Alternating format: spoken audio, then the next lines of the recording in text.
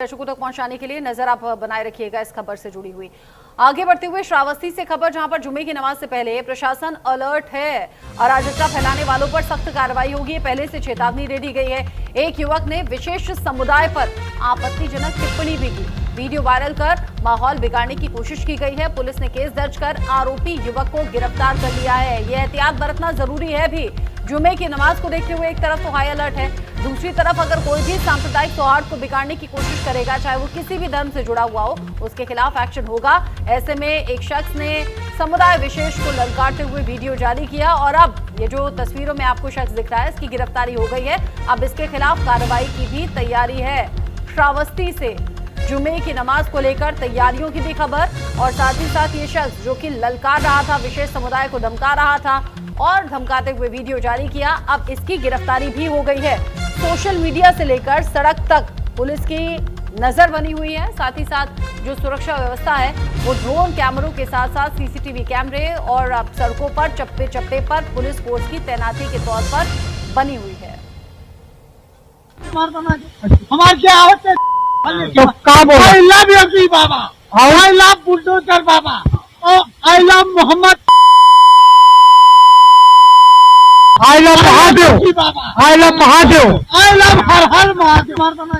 हमारे क्या होते I love Yogi Baba, I love bulldozer Baba, I love Mohammad,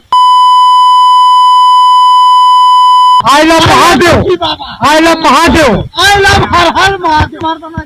हमारे क्या होते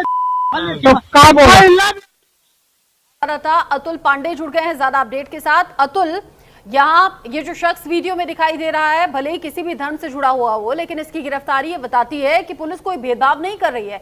किसी भी धर्म से जुड़ा हुआ कोई भी शख्स अगर सांप्रदायिक सौहार्द को बिगाड़ने की कोशिश करेगा तो नपेगा।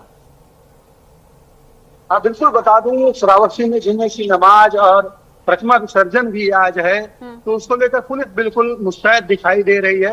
कोई भी अनहोनी ना हो पाए, इसलिए पुलिस बिल्कुल मुस्तैद है। चप्पे चप्पे पर पुलिस लगाई गई है, ड्रोन कैमरे की निगरानी की जा रही है।